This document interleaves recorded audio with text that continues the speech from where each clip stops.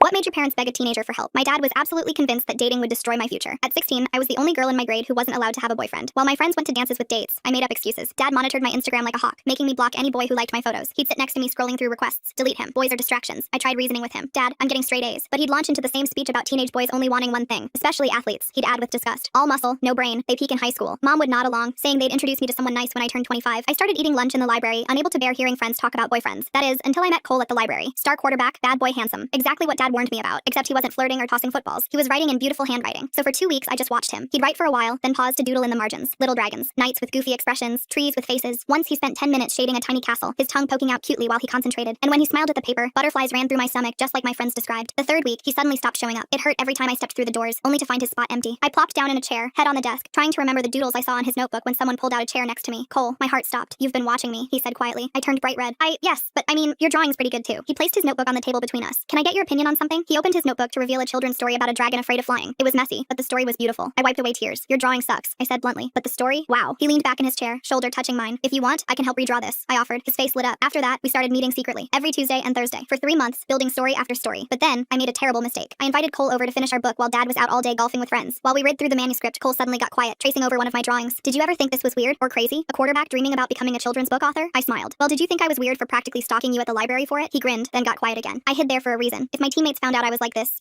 writing fairy tales instead of memorizing plays, they'd flip out. I shrugged. If you think that's crazy, I literally had to block all the guys at school because my dad thinks boys are distractions. No wonder I couldn't find you on Insta. He groaned in annoyance, grinning back. So what do you think now? Am I still a distraction? He stared into my eyes, leaning in slowly. You're a jock, but not clueless. You're gentle, smart, passionate. I felt my heart race. He tucked a strand of hair behind my ear. Your dad's wrong about me. I'd never hurt you. I leaned in just as he did, our faces mere inches apart when the front door slammed open. We jumped up, out of seats, looking completely guilty. Dad glared at us, his eyes darting from me to Cole to the varsity jacket, face purple with rage. A football player? In my house? He grabbed our manuscript and looked at it with pure disgust. Picture books? What are you, 5? He threw 3 months of work at Cole, pages scattering everywhere. Get out, now. Cole quietly gathered our scattered pages, careful not to crease my drawings even as his hands shook. He left without a word. Dad shook his head. You're grounded. For life. Dad, I begged. You don't understand. The lights flickered. Thunder rumbled outside, the same storm that had canceled his golf game getting worse. We continued screaming at each other as the lights flickered, until suddenly, full power outage. Dad cursed, running out of my room towards his office, his laptop and cheap surge protector smoking. His entire presentation for tomorrow's promotion meeting gone in an instant. I texted Cole for help. 20 minutes later, he showed up at our door with a laptop. Sir, I can help rebuild your presentation. I'm a writer. Dad laughed bitterly. Right, a football player who writes. Get off my property before I call the police. Cole refused to move. 1 hour. If I can't help, I'll leave forever. The determination in his voice made Dad step aside. Cole sat down and started asking about the presentation. Dad sat beside him, discussing everything with him. Within minutes, they managed to reconstruct the entire thing with a 3-act narrative that made the boring data come alive. They stayed up till 3 working together. I brought them coffee and watched my dad's expression change from skepticism to amazement, as this dumb jock explained story structure better than Dad's colleagues with fancy degrees. The next day, Dad's presentation was a massive success. His boss asked if he'd hired a professional consultant to help him. Dad shook his head, feeling guilty. That weekend, Dad sat down and apologized to us. Does this mean we can date? Dad's smile disappeared. Maybe not yet. How about college first? Cole and I laughed. That was a start.